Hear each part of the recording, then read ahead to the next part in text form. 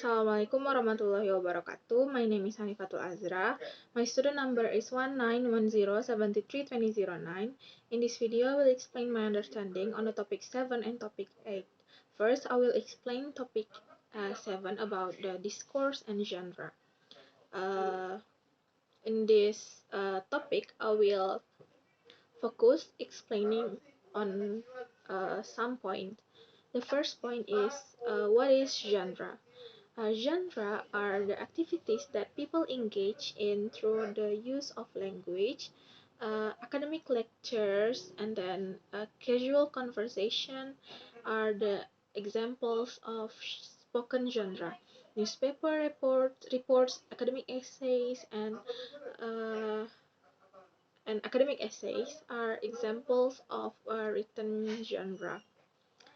Martins defines genre as a stage goal-oriented, purposeful activity in which speakers engage as members of our culture.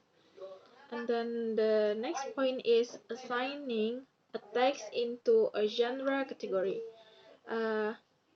We may consider the author or the speaker of the text and the intended audience of the text. We may also consider the purpose of the text, the situation in which the text occurs, and then the physical form, and in the case of the written text, and then the title of the text. A genre are most helpfully seen as resources for meaning rather than the system of rules.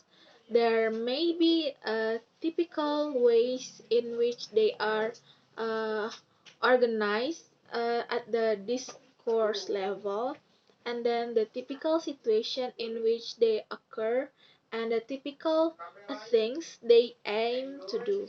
And then the next is networks or chains of genre. An example of a genre chain is the letters to the editor, and then the example of the genre network is a genre network for a graduate research student. And then the next is written and spoken genres. Written genre is like the essays, newspaper reports, papers, and many more. And the spoken genre are actually the presentations, speech, interviews, and also informal conversations. And then next is the discourse structure of genre. There are a number of ways in which the discourse structure of genre can be analyzed. One of these is by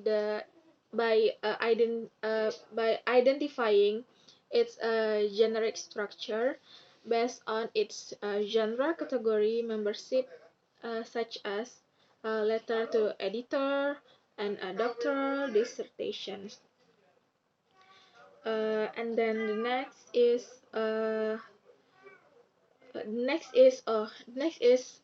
topic 8, genre and register. In this topic, I will explain some points. The first point is what is text varieties. Text varieties is the various type of the text that we can found in our normal day. For example, the newspaper, the paper that we read, and then also the notes that you take in your class. And then the next is genre, register, and style. We use the terms register, genre, and style to refer to the three different perspectives on text varieties. The register perspective combines an analysis of linguistic characteristics that are common in a text variety with analysis of the situation of use of the variety, and then the genre perspective is similar to the register perspective.